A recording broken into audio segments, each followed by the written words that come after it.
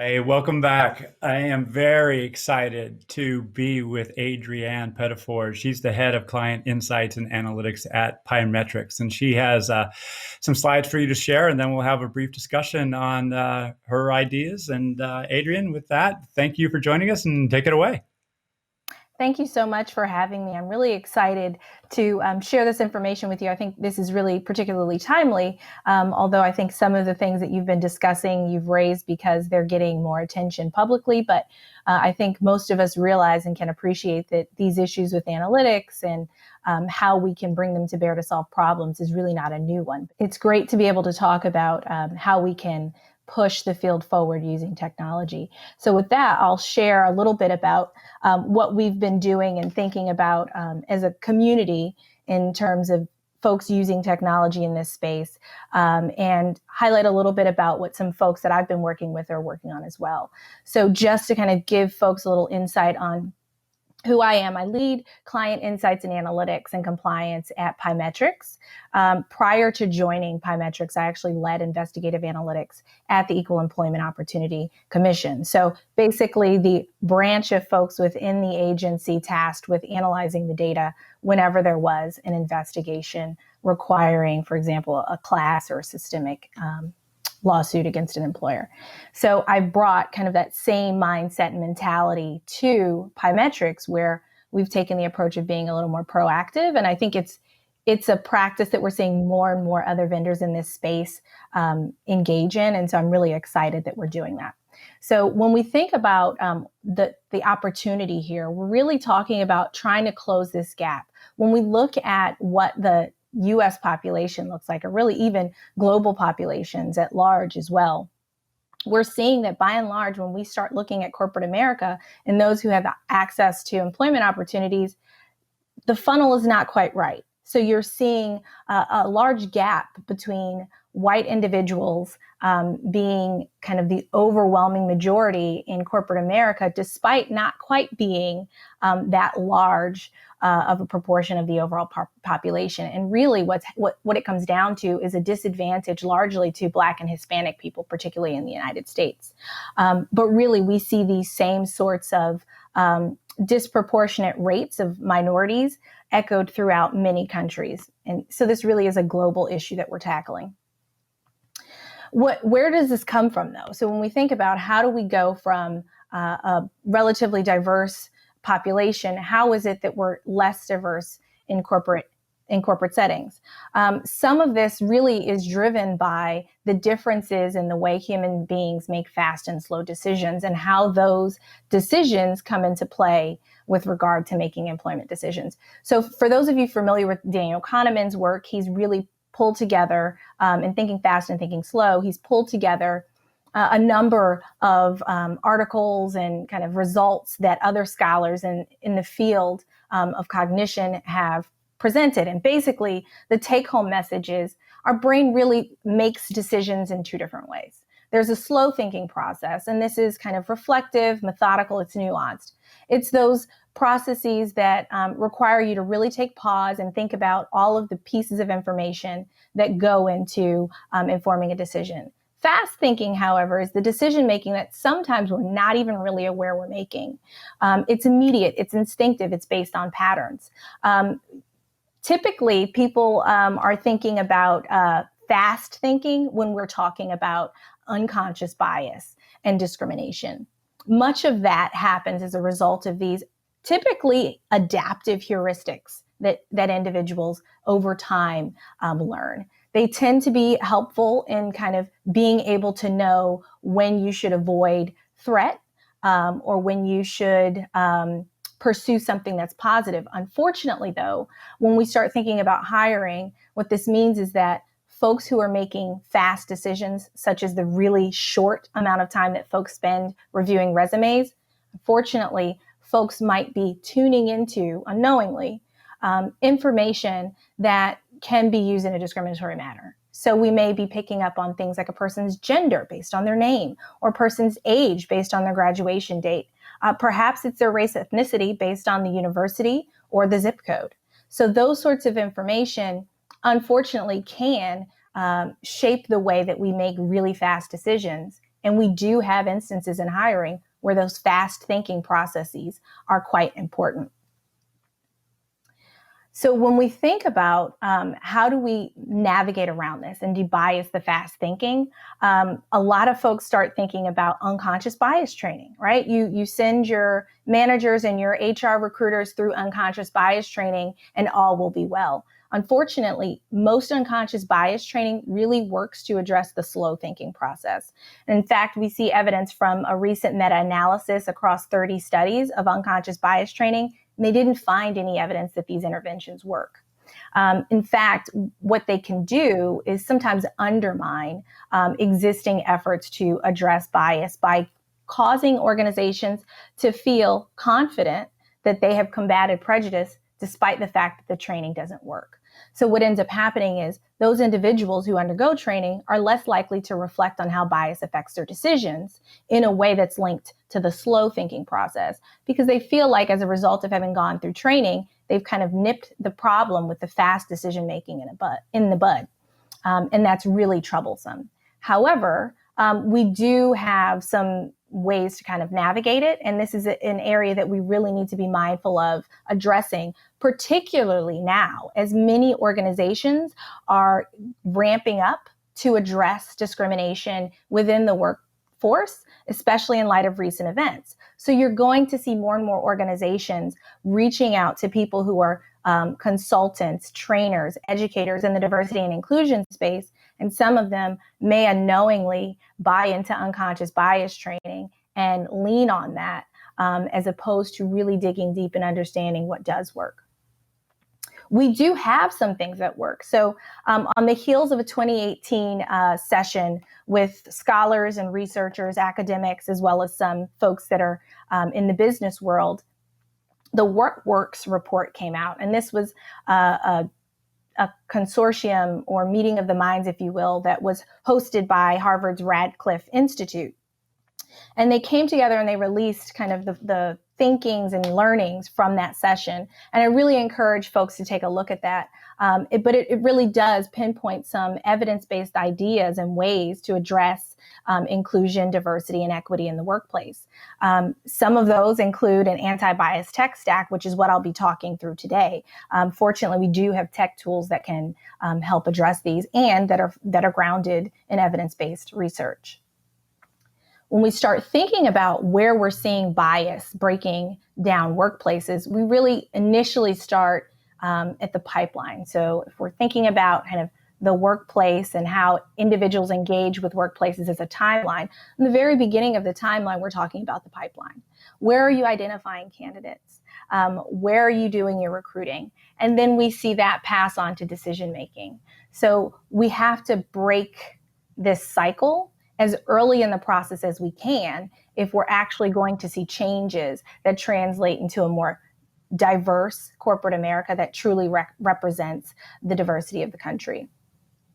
If we take a closer look, and when we think about biased filters, so I'm going back to those things like the resume review, we can see that if you're using a biased filter, what happens is you may have a very rich and diverse top of funnel, folks who are interested in working for your organization, but as you pull them through these biased filters, unfortunately, what comes out on the other end are a really homogenous set of candidates. And then you have individuals who have historically not had the same access to opportunities, seeing that happen over and over again, and the problem just gets magnified. But if we can shift to a world where we're using unbiased filters, then we're going to get to a place where if at the top of your funnel, you're spending a lot of time and effort to enrich and diversify folks who apply, then you're going to see that passed on to folks who are then subsequently eligible to move forward through the selection process, eventually get an interview and hired. So what does that look like? It can look a number of ways, but fortunately in 2020, for a lot of organizations, that's a technology solution because we're seeing more and more companies that have larger scale recruiting efforts. We're seeing organizations that are more global. So we're needing tools that are scalable. So fortunately, we can leverage technology to address this. There's an entire anti-bias tech stack, in fact. So Pymetrics is certainly not alone in this space, and we're quite glad that we're not alone in this space. This really is going to require a multi-pronged approach when we start talking about addressing this solution. So as Al mentioned earlier, when he talked about needing a systemic solution, this is part of it. Part of the systemic solution is working through employers and making sure that they're leveraging the existing tech opportunities that do things, for example, like help you figure out whether or not when you're writing job ads or job descriptions, are they showing gender bias in the language that they use? Because we do know, based on research, that women tend to use certain types of language that may be a little more tied to emotion or sentiment, whereas men may be more action-oriented in the language that they use. And so if we're not careful, we can actually build that into our job descriptions. And so then when we post those online, for example, they may speak to women more or less, or they may speak to men more or less. And what we really want is for them to speak to folks equally so that we have a very diverse set of candidates coming in. Some of these tools will also inform decision making. So it may be a function of how can we isolate the important and job relevant components, for example, of a resume, and take and strip out all of those things that can just introduce noise and bias. For example, university name, zip code, what have you. So those are some of the tools and some of the solutions that we're already seeing here in this tech stack. And I think it's really promising that we're going to see more and more vendors address these issues. And what that allows us to do is, instead of relying on the fast thinking human process, which unfortunately can succumb to unconscious bias, we can take that out and we can move it to a technology platform that we can put checks and balances on. So in a way that we can't put checks and balances on the human brain, we can't open up someone's thinking and pluck out the part of their cognition that is associated to unconscious bias. We just can't do that. But what we can do with technology is we can take a look at algorithms, we can take a look at the components that go into the decision making, and we can test them to see whether or not they do introduce bias, whether or not they do have differences in terms of outcomes for men, women, individuals above or below 40, for example, Black, white, what have you. That's one of the promising things. And so I think as we leverage these tools more and more, we're going to get to a place where our workforces become more diverse, and that fast thinking as a result will be updated, because it's not impervious to change. It's just a quick, short, unconscious bias training doesn't fix it. What we really have to have is more exposure to individuals who are not like ourselves, and see them coming to the table, showing up every day, demonstrating their competence. And that over time is how we change that fast thinking process. And I think technology is going to be the solution that helps move us in that direction. So when we think about the effect of bias on the pipeline, it's about who can get through and get an opportunity. But what we need to be thinking about is, I mentioned interview and job postings, job ads, who decides to apply, but we also need to be thinking about language. We're really increasingly global society. So we need to be thinking about how are we doing this posting in terms of jobs? How are we allowing individuals to complete assessments? Is it in their native language? We also need to think about prerequisites for being able to apply. I know many companies are moving in the direction of not necessarily requiring college degrees, because there's some evidence that in some fields they're not particularly relevant. And we do know that there are, in fact, demographic differences in the rates of who attends and completes college. And then also thinking about backing off of over-reliance on networks and elite institutions. We have a tendency to like to leverage referral networks, but unfortunately what they can do is just perpetuate homogenous workforces. So we have to be very careful on how we do that. Of course, when we're thinking about the effects of bias making, we have to think about, what are we looking at to determine, have we done a good job? Can we do better? We have to think about what metrics to prioritize. Some of that is going to be based on what we've seen historically, who has historically done well in the job. And when I say who, I don't mean demographics. I mean, what are some characteristics and qualities, skill sets that really allow an individual to shine once you remove the noise from demographics? Are we seeing certain candidates dropped out automatically? Are we being mindful of individuals with disabilities? Or are we just kind of saying, I want somebody who looks exactly like my current workforce? And if we do that last part, unfortunately, we have an increased likelihood of just perpetuating biases. So fairness in hiring, I mentioned before when I introduced myself that I led investigative analytics at the Equal Employment Opportunity Commission. And so when we think about the legal definitions of fairness in hiring, people often cite the 4/5 rule, which is cited in the Uniform Guidelines for Employee Selection Procedures. This is really kind of the benchmark that the EEOC is looking for when they're trying to demonstrate that something is particularly problematic with regards to bias. But unfortunately, this 4/5 rule, in other words, for one group, the most favorably treated group, every other group needs to have outcomes that are at least 80% as favorable. So if 100 men apply and 100 men are accepted and 100 women apply, then 80 women at a minimum need to be accepted. This is known as the 4/5 rule. Unfortunately, two of the most common screenings that we use don't meet the 80% standard. And that's things like resume, that's things like cognitive testing. We should really be able to do better. And in fact, technology allows us to do better. As I mentioned, cognitive testing fails this rule. So this is just an area that I think folks who are in this space have long known that we've seen differences in ethnicity, in particular, Black versus white, in the outcomes of IQ testing.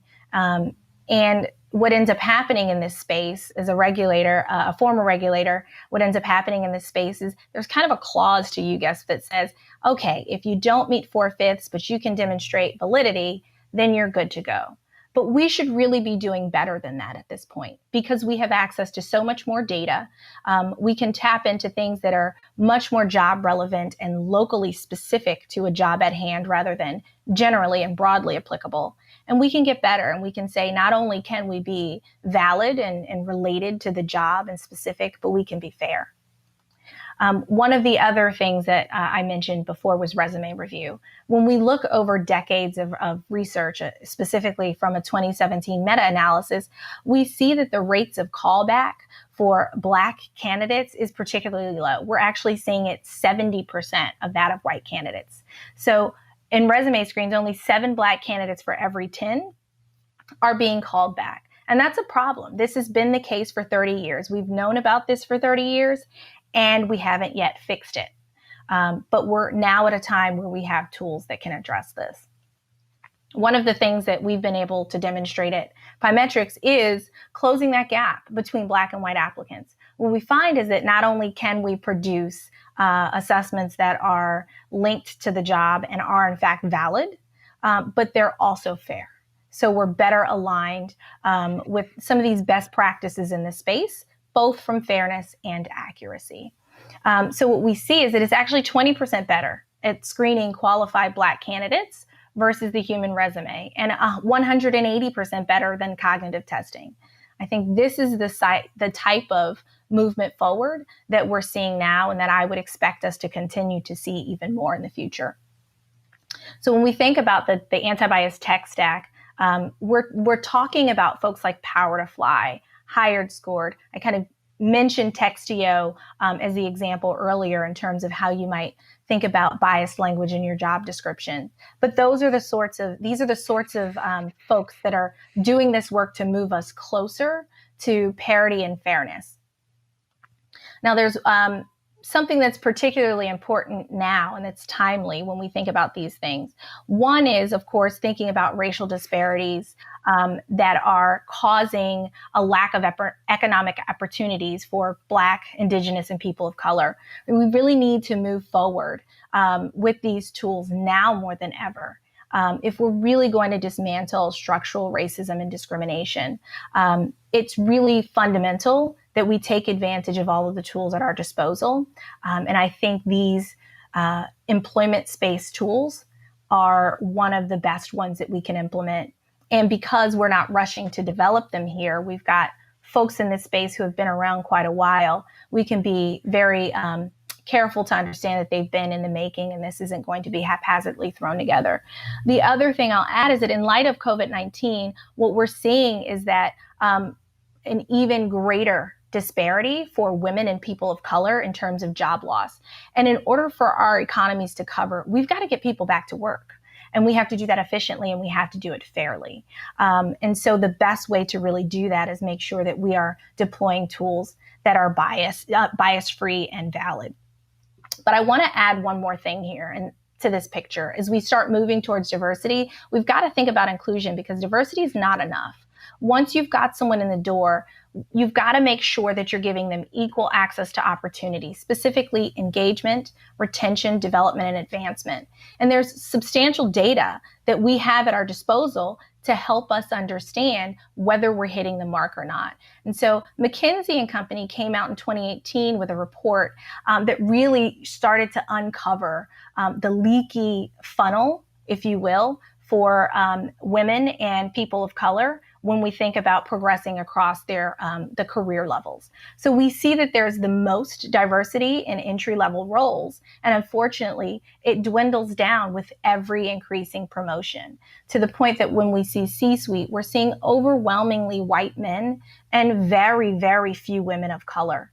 And this is something that the data is showing us. But now it's time not just to be transparent about what the data are showing us, but to hold ourselves and our companies accountable and to take action, so that we're not continuing to see this striking statistic where 40% Black women are 40% less likely than men to be promoted, despite similar levels of ambition. Folks should be given the opportunity that allows them to rise up to their ambition and potential. How can we do that?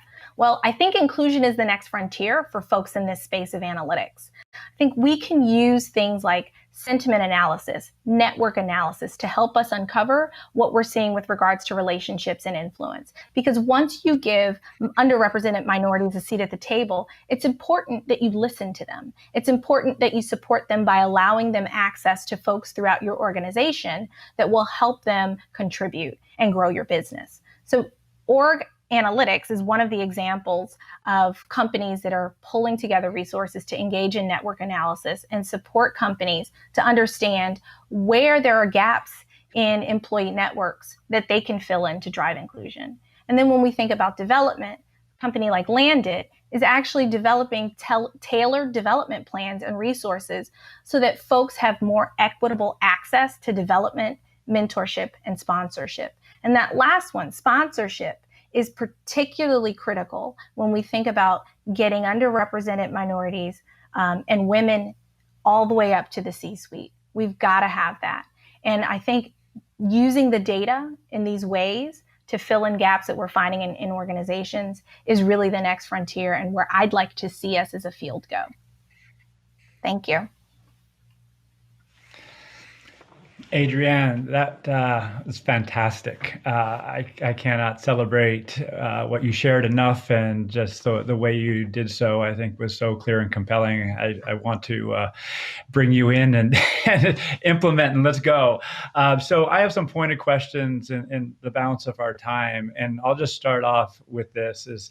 If, as a listener, I'm like, fantastic across the board. And then it invites the question, who is responsible for buying, designing, implementing from your perspective? Is it HR leadership, and then the organization has to deal with it? Because I was talking earlier about governance bodies. So this seems like a great way to have a coalition of leaders come together and say, this is the way one of the pillars that we're going to utilize to have a more inclusive organization. So again, the pointed question, who's the end customer? Who's the buyer? Yeah, so I think, when we think about the solutions to diversity and inclusion, it has to be one that is interdisciplinary, I would say. So there are a lot of stakeholders at the table. I think if organizations are going to do this right, inclusion and diversity has to be a part of everyone's job. So necessarily the end user and the buyer has to be more of a kind of collaborative group or team. I think there's typically someone like a CHRO who is going to be making final decisions, or someone who's got control of budgets that will give the sign off. But ultimately, we need to move in the direction where everyone understands that it's so valuable and critical to their own role and responsibility that we're all coming to the table saying, what can we do? We need to push this forward. But I typically see it being CHROs who make that decision. Okay, because I've seen, probably like you have a diversity and inclusion leader, and they're under-resourced, and they are just trying to influence based on their own referent power. And what you are doing is bringing a set of tools that can make this part of the way the organization operates, both in terms of assessing talent coming in the organization and elevating talent within it. And that seems to be squarely in the processes of talent management. So it has to be this broader coalition, yeah?